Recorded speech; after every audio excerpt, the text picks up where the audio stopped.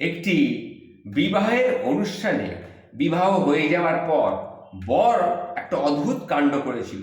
সেটা শুনলে আপনি অবাক হয়ে যাবেন। বর হঠাৎ কনের পায়ে মাথাটাকে ছুঁইয়েছিল। সবাই এই দৃশ্য দেখে তো অবাক হয়ে গেল, কেউ কেউ আবার হাসিতে ফেটে পড়ল। কিন্তু বর যখন তার কারণ ব্যাখ্যা করে ব্যাপারটা বলল, তখন সবাই চুপ করে গিয়েছিল। সে কি বলেছিল, অর্থাৎ বর কেন কনের পায়ে মাথা ঠেকিয়েছিল, কি বলেছিল সেটা শোনেন। একটি একটি করে কথা সে বলেছিল। প্রথমে বলেছিল, এই মেয়ে আমার বংশকে এগিয়ে নিয়ে যাবে, এই মেয়ে আমার সংসারের লক্ষ্মী। এটা মনে রাখবেন, লক্ষ্মীর মায়ের পায়ে মাথা ঠেকানো কোনো অপরাধ নয়। এই মেয়ে আমার বাবা মাকে সম্মান দেবে এবং আমার বাবা মায়ের যত্ন নেবে। এই মেয়ে আমাকে পিতা হওয়ার আনন্দ দেবে। এই মেয়েই জন্যেই আমি পিতা হয়তো হতে পারবো। সন্তান জন্ম দেওয়ার সময় সে মৃত্যুকে অতিক্রম করে আসবে। এই মেয়ে সন্তান জন্ম দেওয়ার সময় সে মৃত্যুকে অতিক্রম করে আসবে।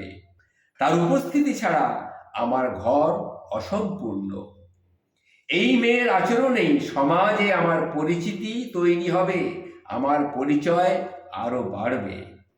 নিজের বাবা মাকে ছেড়ে এই মেয়ে আমাদের সঙ্গে এসেছে, নিজের আপনজনদের ত্যাগ করে সে আমার সঙ্গে সম্পর্ক গড়েছে। তাহলে আমরা কি এই নারীদের একটু সম্মান করতে পারি না? যদি এই নারীদের প্রতি শ্রদ্ধা দেখানো হাস্যকর হয়, তাহলে হাসুন। সারা হাসছেন, তারা হাসুন।